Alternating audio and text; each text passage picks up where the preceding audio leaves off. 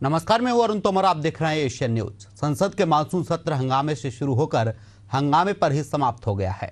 इस दौरान राज्यसभा की कार्यवाही 38.6 घंटे और लोकसभा की कार्यवाही 36.1 घंटा चली है। लोकसभा ने 12 और राज्यसभा ने 14 विधेयक पास किए हैं। इसी सत्र में उपराष्ट्रपति जगदीप धनखड़ ने इस्तीफा दिया। बिहार में एसआईआर का मुद्दा सदन के अंदर और बाहर छाया रहा। विपक्षी सांसद सदन में एसआईआर पर चर्चा की मांग उठाते रहे। लोकसभा स्पीकर की माने तो इस सत्र में 120 घंटे चर्चा के लिए निर्धारित थे, मगर सिर्फ 37 घंटे ही चर्चा हुई। कैसे संसदीय मर्यादाएं तार तार हुई, कैसे गृह मंत्री बिल की कॉपियां फाड़कर फेंकी गई, देखिए खास रिपोर्ट। संसद का मानसून सत्र 21 अगस्त को समाप्त हुआ। ये सत्र 21 जुलाई से शुरू हुआ था। पूरे सत्र में कुल 21 बैठकें हुई।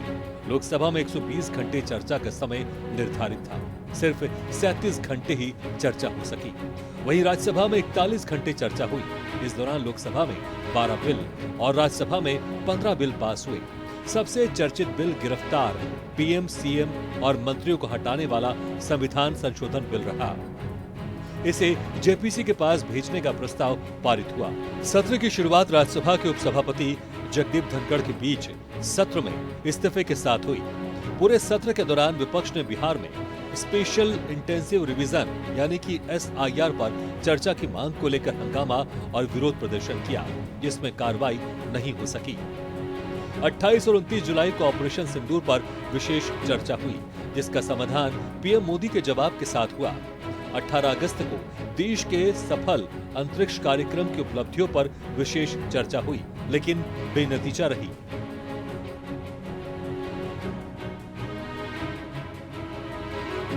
जगदीप धनखड़ ने 21 जुलाई की रात अचानक देश के 14वें उपराष्ट्रपति के पद से इस्तीफा दे दिया था।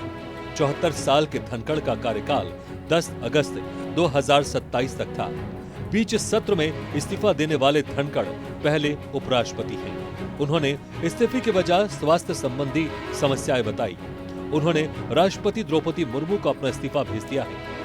जगदीप धनखड़ ने सोशल मीडिया प्लेटफॉर्म एक्स पर इस्तीफा पत्र पोस्ट करते हुए कहा, आदरणीय राष्ट्रपति जी, स्वास्थ्य सेवा को प्राथमिकता देने और चिकित्सीय सलाह का पालन करने के लिए मैं संविधान के अनुच्छेद 67A के अनुसार तत्काल प्रभाव से भारत के उपराष्ट्रपति पद से इस्तीफा देता हूँ। मैं भारत के राष्ट्रपति के प्रति उनके अटूट समर्थन और मेरे कार्यकाल के दौरान हमारे बीच बने सुखद और अद्भुत कार्य संबंधी के लिए अपनी हार्दिक कृतज्ञता व्यक्त करता हूँ। जगदीप धनखड़ ने आगे कहा कि इस महत्वपूर्ण अवधि के दौरान भारत की उल्लेखनीय आर्थिक प्रगति एवं अभूतपूर्व विकास को देखना और उसमें भाग लेना मेरे लिए सौभाग्य और संतुष्टि की बात रही। हमारे राष्ट्र के इतिहास के इस परिवर्तनकारी युग में सेवा करना मेरे लिए एक सच्चा सम्मान रहा है।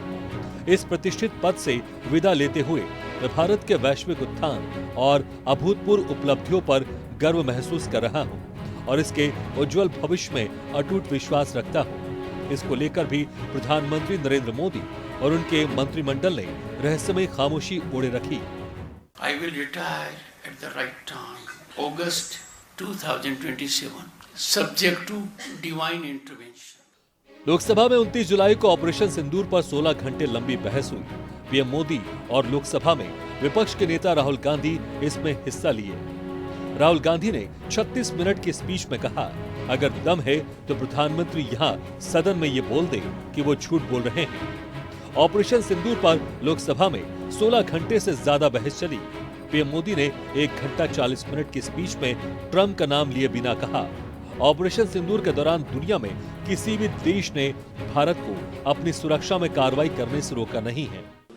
After that, Donald Trump has said 29 times. 29 times he said, 29 बार उन्होंने बोला कि भैया मैंने सीज फायर करवाया है। अच्छा, अगर वो झूठ बोल रहे हैं तो अपने भाषण में यहां प्रधानमंत्री कह दें कि वो झूठ बोल रहे हैं। यहां पे अगर दम है तो यहां पे प्रधानमंत्री बोल दे कि ट्रंप झूठ बोल रहे हैं। If he has the courage of Indira Gandhi, yes, let him say here Let him say here that Donald Trump, you're a liar. That you did not make a ceasefire. And that we did not lose any planes. Let him say it here. If he has the courage. 50% भी है इंदिरा गांधी का, तो यहां बोल दे। 50% होगा तो बोल देगा, बोल देंगे। सॉरी सर, एक साइड से 7th फ्लीट आ रही है, बोलने दीजिए सर। सर मजा आ रहा है। ऐसा नहीं सर, अभी तो अभी तो मैंने ओपनिंग नहीं किया सर। आपका समय अभी तो मैं सेट हो रहा हूं। समय आपका कम है। अभी सेट हो रहा हूं सर, थोड़ी ढील दीजिए। अगर दम है, अगर सचमुच में दम है, तो आज शाम यहां प्रधानमंत्री को कह देना चाहिए Donald Trump is a liar, झूठ बोल रहा है Donald Trump. Speaker Om Birla ने इस सत्र में हुए कामकाज का लेखा जोखा प्रस्तुत करते हुए कहा कि कुल 14 सरकारी विधेयक पेश किए गए, जिनमें से 12 पारित किए गए। 28 और 29 जुलाई को विशेष चर्चा हुई, जिसका समापन प्रधानमंत्री के जवाब के साथ हुआ। 18 अगस्त 2025 को अंतरिक्ष कार्यक्रम की उपलब्धियों पर विशेष चर्चा प्रारंभ की गई। 419 प्रश्न शामिल किए गए थे, केवल 55 प्रश्न ही मौखिक उत्तर दिए जा सके। सबने प्रारंभ में तय किया था कि 120 घंटे चर्चा करेंगे। बीएससी में भी सहमति बनी, लेकिन लगातार गतिरोध और नियोजित व्यवधान के कारण केवल 37 घंटे ही चर्चा कर पाए। हम सब जनप्रतिनिधि के रूप में हमारे आचरण और कार्यप्रणाली को पूरा देश देखता है। जनता बहुत उम्मीदों के साथ हमें यहाँ चुनकर भेजती है, ताकि हम व्यापक और मर्यादित चर्चा कर सकें। कुछ दिनों से देख रहा हूँ मर्यादा के अनुरूप चर्चा नहीं हो पा रही है। जिस तरीके से सदन के अंदर परिसर में जिस तरीके से नारेबाजी हो रही है, जिस तरीके से तख्तियां लेकर आ रहे हैं, नियोजित गतिरोध किया जा रहा है, ये हमारी संसद की परंपरा नहीं रही है। इस सत्र में जिस भाषा का आचरण किया गया, जिस तरीके की नारेबाजी की गई, ये मर्यादा के अनुरूप नहीं है। हमारी कोशिश होनी चाहिए कि गरिमापूर्ण चर्चा हो। संसद के मानसून सत्र के समापन पर भाजपा सांसद किरण चौधरी ने कहा, पूरा मानसून सत्र बेकार चला गया क्योंकि विपक्ष और कांग्रेस ने इसे चलने नहीं दिया। उनके पास कोई विषय नहीं है। हमारे पास पारित करने के लिए बहुत सारे विधेयक हैं। बेहतर होता कि उन्हें चर्चा के बाद पारित किया जाता। माननीय सदस्यगण, हम सब जनप्रतिनिधि के रूप में हमारे आचरण, हमारी कार्यप्रणाली को पूरा देश देखता है। जनता हमें बहुत उम्मीदों के साथ चुनकर यहाँ पर भेजती है, ताकि हम उनकी समस्याएं और व्यापक जनहित के मुद्दों पर, महत्वपूर्ण विधेयकों पर व्यापक चर्चा कर सकें, मर्यादित चर्चा कर सकें। लेकिन पिछले कुछ दिनों से मैं देख रहा हूं कि सदन में सार्थक मर्यादा परंपराओं के अनुरूप चर्चा नहीं हो रही। माननीय सदस्यगण, जिस तरीके से सदन के अंदर, सदन के परिसर में जिस तरीके की नारेबाजी हो रही है, जिस तरीके से तख्तियां लेकर माननीय सदस्य आ रहे हैं, नियोजित गतिरोध किया जा रहा है, ये हमारी संसद की परंपराएं नहीं रही है। और विशेष रूप से इस सत्र में जिस भाषा का आचरण किया गया, जिस तरीके की नारेबाजी की गई, ये सदन की मर्यादाओं के अनुरूप नहीं है। हमें एक स्वस्थ परंपराओं का निर्माण करना चाहिए और हमारी कोशिश होनी चाहिए कि हम संसद के अंदर गरिमापूर्ण चर्चा करें। लेकिन मैं लगातार देख रहा हूं नियोजित तरीके से गतिरोध करना, नारेबाजी करना, तख्तियां दे रहना। मैं आपसे आग्रह करना चाहता हूं कि ये देश का सबसे बड़ी लोकतांत्रिक संस्था है, हमें इससे बचने का प्रयास करना चाहिए। और संसद के अंदर भी और संसद के परिसर में भी हमारी भाषा संयमित और मर्यादित होना चाहिए। सहमति और असहमति होना लोकतंत्र की स्वाभाविक प्रक्रिया है, किंतु हमारा सामूहिक प्रयास होना चाहिए कि हम सदन की गरिमा को, मर्यादा को और शालीनता को बनाए रखें। माननीय सदस्य, मैंने हर माननीय सदस्य को हमेशा पर्याप्त समय, पर्याप्त अवसर दिया है, लेकिन जिस तरीके का आपका आचरण है, देश आपके आचरण को, आपकी कार्यप्रणाली को देख रहा है। मैं फिर आपसे आग्रह करता हूं कि हमें प्रयास करना चाहिए कि हमारी स्वच्छ लोकतांत्रिक संस्था के अंदर अच्छी परंपराएं, अच्छी प्रॉपर्टियों को हम लागू करें, और इसके लिए सामूहिक चिंतन भी करना चाहिए और सभी राजनीतिक दलों को आत्म मंथन भी करना चाहिए, ताकि देश की लोकतांत्रिक सोच संस्था की हम मर्यादा को बना रखें और यहाँ अपने आचरण व्यवहार से एक आदर्श स्थापित कर सकें। माननीय सदस्यगण, अंत में मैं सत्र की कार्रवाई में सहयोग हेतु माननीय प्रधानमंत्री जी का, सभापति तालिका के मेरे सहयोगी साथियों का, केंद्रीय मंत्रिमंडल में माननीय सहयोगियों का, नेता प्रतिपक्ष, सभी दलों के माननीय सदस्यों का, मीडिया के प्रतिनिधियों का, लोकसभा सचिवालयों का, संबद्ध एजेंसियों का हार्दिक धन्यवाद व्यक्त करता हूं। ये बिल्कुल भी जो निर्धारित हमारी शर्तें थी कि 120 घंटे की चर्चा करनी थी और क्या क्या विषयों पे चर्चा करनी थी, कुछ भी नहीं रहा। उस तरह से हंगामा करना, बेतुकी बातें करना, कुछ भी लिख के नहीं देना, किसी तरह का कोई अगर एक्शन भी नहीं लेना, सॉरी भी नहीं बोलना, तो ये क्या है? मैं तो कहूंगी ये जो बिगड़े हुए शहजादे हैं। आज हमारा जो सेशन था उसका लास्ट डे था और उस पे आपने देखा कि जो अध्यक्ष जी हैं उन्होंने कहा कि जिस तरह से हमारा सेशन रहा है, ये बिल्कुल भी जो निर्धारित हमारी शर्तें थी कि 120 घंटे की चर्चा करनी थी और क्या क्या विषयों पे चर्चा करनी थी, कुछ भी नहीं रहा, उसका निल रहा। बहुत ही कम जो है वो मौखिक जवाब भी दे पाए, तो इनको भी काफी डांट लगाई है कि इस तरह से जनता का भी नुकसान होता है, देश का भी नुकसान। विपक्ष लगातार एसआईआर को लेकर हंगामा करता रहा पूरे सत्र के दौरान, और कल जिस तरह से होम मिनिस्टर के ऊपर कागज उछाला। जी नहीं, तो ये बात जो है, ये दो गली बातें जो है, तो कहते हैं कि जो जितने भी वोट्स है वो फेक है, उसमें जो है किसी तरह की कोई मिलावट की। तो जब अब एसआईआर की जो ये प्रक्रिया है पुरानी सरकारें भी करती थी और ये हर एक लोकतंत्र की, तो उसमें जो उसको पूरा जो सैनिटाइज करना है, जितने भी चाहे वो घुसपैठिए हो गए या फेक वोटर्स हो गए या डबल वोटर्स हो गए या किसी तरह की और जो दुष्प्रक्रियाएं हैं वो हो गई, तो उसको ही करने के लिए तो फिर उसमें क्यों इनको जलन हो रही है, उसमें क्यों इनके जैसे कहते हैं पेट में चूहे कूद रहे हैं।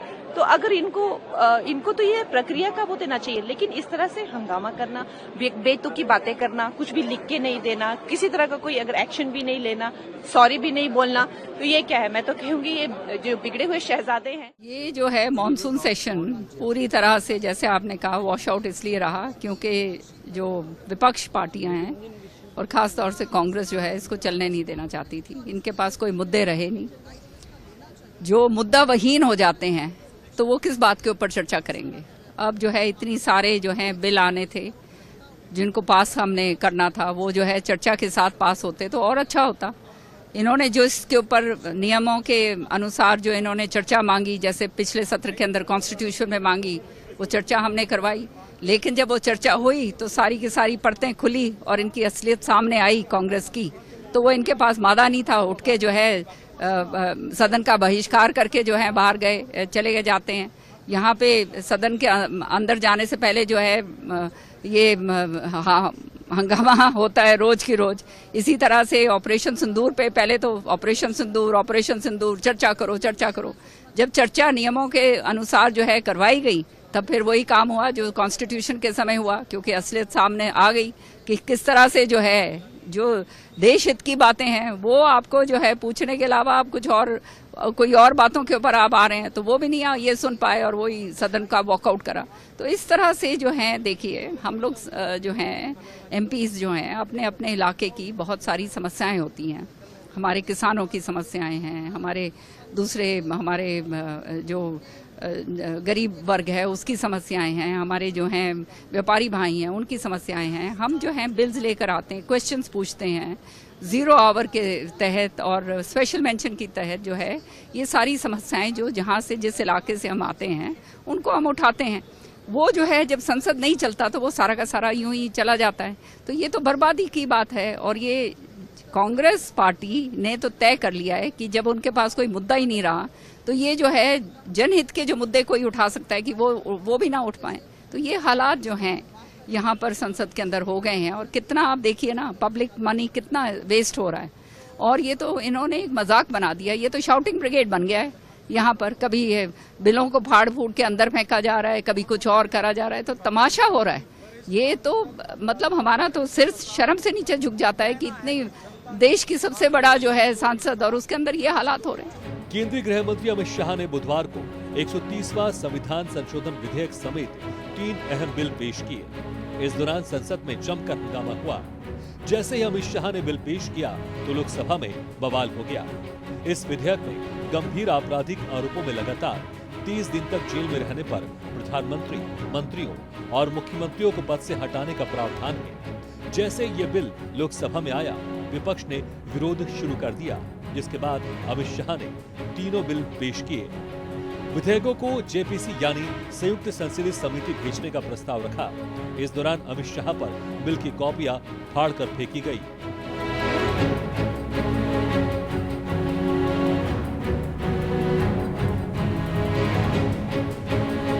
संसद के चालू मानसून सत्र में हंगामे के बीच बुधवार को केंद्र सरकार ने एक बड़ा कदम उठाया।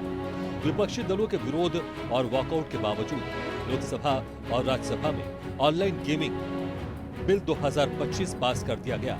इस बिल को लेकर केंद्रीय इलेक्ट्रॉनिक्स और आईटी मंत्री अश्विनी वैष्णव ने कहा कि ये डिजिटल टेक्नोलॉजी इंडस्ट्री के लिए एक क्रांतिकारी और ऐतिहासिक कदम है। उन्होंने स्पष्ट किया कि यह बिल न केवल ऑनलाइन गेमिंग सेक्टर को सुव्यवस्थित करेगा, बल्कि भारत को ई स्पोर्ट्स के क्षेत्र में वैश्विक पहचान भी दिलाएगा। साथ ही इस कानून से उन खेलों को प्रोत्साहन मिलेगा जिनमें वित्तीय लेन देन शामिल नहीं होता। इस दौरान उन्होंने बताया कि इससे कुल 45 करोड़ लोगों को नुकसान हुआ है, 20,000 करोड़ की राशि नष्ट हुई है। जो चिट फंड वाले थे आज वेल में खड़े हैं। जो एक चिट फंड के कारण जो कई परिवार नष्ट हो रहे थे, उनको मोदी जी की सरकार ने कानून लाकर समस्या को समाप्त किया, कंट्रोल किया। बिल्डर्स जो हमारे मध्यम वर्ग के परिवारों को एक तरीके से परेशान कर रहे थे, उन बिल्डर वर्ग को भी मोदी जी की सरकार ने कानून लाकर इस समस्या का समाधान किया। ऑनलाइन मनी गेमिंग आज एक पब्लिक हेल्थ रिस्क बन चुका है। माननीय उप सभापति महोदय, psychological disorders, compulsive behaviour, withdrawal symptoms, violent behaviour ऐसी समस्या इससे उत्पन्न हो रही है। एक अनुमान है कि 45 करोड़ लोग इसकी चपेट में आ चुके हैं। 20,000 करोड़ रुपए से ज्यादा राशि हमारे मध्यम वर्गीय परिवारों के मेहनत की कमाई इसमें नष्ट हो गई है। ऑनलाइन मनी गेम्स के पीछे ताकतवर लोग हैं, कोर्ट में भी चैलेंज करेंगे, मीडिया और सोशल मीडिया के माध्यम से कैंपेन भी करेंगे। लेकिन जब हमारे युवाओं और मध्यम वर्ग के परिवारों को बचाने का विषय आता है तो मोदी जी के लिए प्राथमिकता केवल और केवल मध्यम वर्ग के परिवार और युवा है, नौजवान है। Shri Ashwini Vaishnav to move a motion for consideration of the promotion and regulation of online gaming bill 2025. Honorable Deputy Chairman, sir, I rise to move that the promotion and regulation of online gaming bill 2025 as passed by the Lok Sabha be taken into consideration.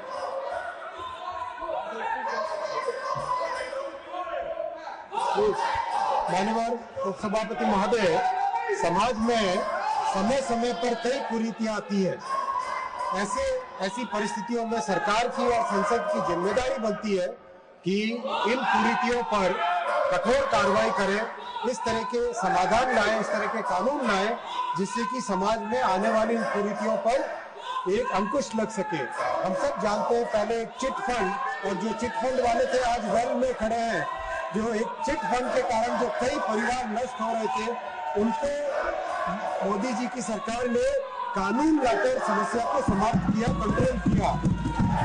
Builders जो हमारे मध्यम वर्ग के परिवारों को एक तरीके से परेशान कर रहे थे, उन बिल्डर वर्ग को भी मोदी जी की सरकार ने कानून लाकर इस समस्या का समाधान किया। प्रधानमंत्री मुख्यमंत्रियों और गंभीर आपराधिक आरोपों में फंसे मंत्रियों को हटाने संबंधी विधेयक पर टीएमसी सांसद डोला सेन कहती हैं, हमें लगता है कि यह आपातकाल से भी बड़ा मामला है। वो निर्वाचित मंत्रियों को हटाने के लिए शक्ति ला रहे हैं। वो किसी ऐसे व्यक्ति को कैसे हटा सकते हैं जिसे जनता ने चुना है? इसे कभी भी उचित नहीं ठहराया जा सकता। ये गैर कानूनी है। संसद 1 महीने से चल रही है। ये नाटक आखिर में ही क्यों किया जा रहा है? लोगों ने उन्हें 303 से 240 पर ला खड़ा किया, फिर भी उन्होंने कुछ नहीं सीखा। इसलिए उन्हें 240 से 150 पर और नीचे जाना होगा।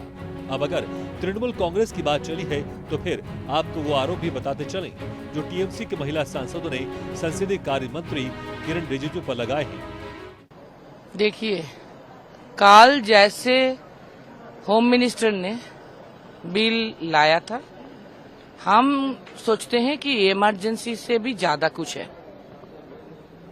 इलेक्टेड कोई मिनिस्टर को वो हटा देंगे, ये पावर वो ला रहे कॉन्स्टिट्यूशन अमेंडमेंट करके, ये पावर उनके पास नहीं है, क्योंकि कॉन्स्टिट्यूशन में सबसे ऊपर स्थान है पीपल की। तो पीपल ने जिसको चुना उसको वो कैसे हटाएंगे? ये कभी जस्टिफाइड नहीं हो सकता, ये इलीगल भी है। लेकिन क्या किया जाएगा? मोदी है तो मुमकिन है, चल रहा है, तो जो जी चाहे तानाशाही तुगलकशाही वो कर रहे। लेकिन हम लोगों को ये लगा कि जैसे एक भी लॉ कोई डिस्कशन नहीं हुआ, ऑपोजिशन अपोज कर रहे थे, और जैसे पास किया गया वो लोकसभा में, आज भी राज्यसभा में वो लाने का कोशिश कर रहे हैं। ये और एक तानाशाही की उदाहरण है कि ये 1 महीना से ज्यादा पार्लियामेंट चल रहा है, क्यों लास्ट में ये नौटंकी? लास्ट में क्यों इतना अनडेमोक्रेटिकली वो लाएंगे और किसी को बोलने का मौका भी नहीं देंगे, वो पास करा लेंगे? ये एकदम ठीक नहीं है। और हम मानते हैं always people tells the last word, that's why people उनको सबक सिखाया, 303 से 240 में लाया, फिर भी वो सबक नहीं सीखे, तो उसको 240 से अभी 150 में जाना है।